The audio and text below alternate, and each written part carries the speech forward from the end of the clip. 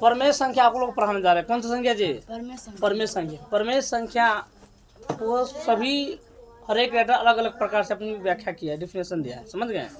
सब जैसा सभी राइटर अपना अलग अलग डिफिनेशन दिया इसका। और देखिए क्या है, कह रहे हैं परमेश संख्या किसे कहते हैं? ऐसी संख्या जो पी बाई क्यू के रूप में क्या हो रहे, ऐसी संख्या जो पी बटे क्यू के रूप में रहे। किसके रूप में रहे? पी बटे क्यू के रूप में रहे।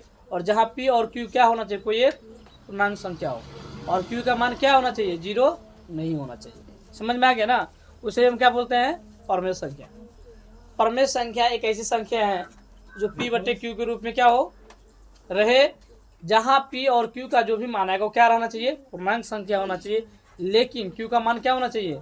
0 नहीं होना चाहिए। ठीक है?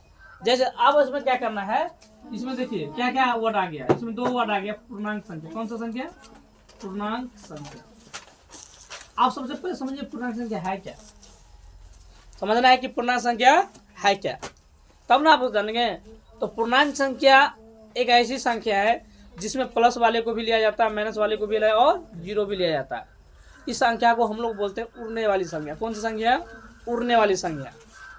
ऐसी संख्या जिसमें प्लस भी हो, माइनस भी हो और 0 भी संख्या लिया जाए, इस सारी संख्या कौन संख्या बोलेंगे हम?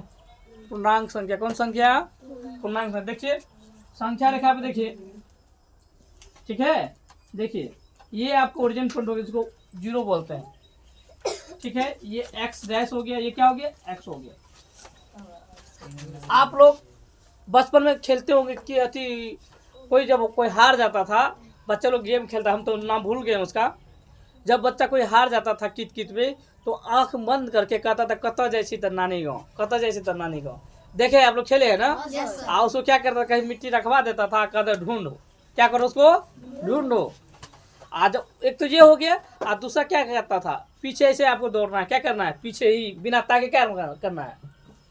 एक था आगू पकड़ने वाला, एक क्या था? पीछे दौड़ने वाला। खेले आप लोग कि नहीं खेले हैं? खेले हैं। तो आगे जाइएगा तो गिरने की चांस नहीं रहता, क्योंकि आगे देख के चलेंगे ना, आप दौड़ेंगे ना, सांप है, बाघ है, गड्ढा है कि क्या है, देख के चलिए। आप पीछे जो दौड़िएगा तो बिना देखे दौड़िएगा जी, कहीं उधर पर लुढ़क जाइएगा गधे की तरह, है कि नहीं? तो इसका जो ये जो है ना सीधा हुआ, इसका विपरीत जाइएगा क्या होता है? माइनस होता है। क्या होता है? माइनस। समझ? जिस प्रकार से आपकी छाया बन रहा है, हमको आप अब हमको पुश करेंगे तो चोट लगेगा, अब मेरी छाया को जो पुश करेंगे तो चोट लगेगा, तो वो काल्पनिक होगा। क्या हो गया? काल्पनिक। काल्पनिक मतलब क्या हो गया? माइनस। काल्पनिक मतलब क्या हो गया? माइनस। ठीक है? तो इधर जाएंगे तो क्या होगा? क्या होगा जी? प्लस। इधर जाएंगे तो प्लस, ये प्लस हो गया, क्या हो गया? माइनस। इधर आएंगे तो माइनस। कोई दिक्कत? 1 हुआ, 2 हुआ, 3 हुआ, 4 हुआ, बढ़ता जाएगा। 1 है, 2 है, 3 है, 4 है। देखिए गौर से देखिए इसको, क्योंकि बेसी में रहता है। अब देखिए इसको हम उड़ने वाले क्यों बोलते हैं, सोच लीजिए। पक्षी ऐसे रहता है ना जी, ऐसे रहता कि नहीं रहता ऐसे? तो देखिए पक्षी की तरह ही हो गया। इसका एक पंख इधर हो गया, एक पंख क्या हो गया?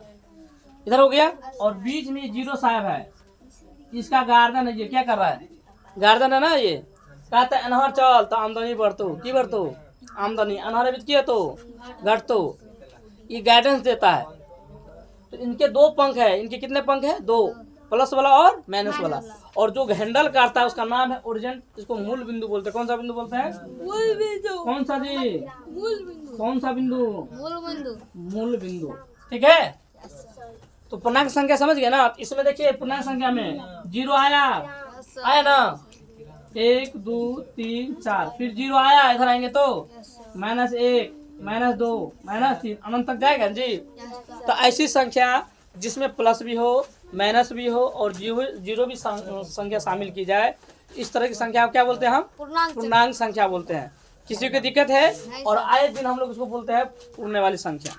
पंछी की तरह इसका पंख है, इसलिए इसको बोले हम उड़ने वाली संख्या। किसी को दिक्कत है? नहीं सर। चलिए इसको उतारिए।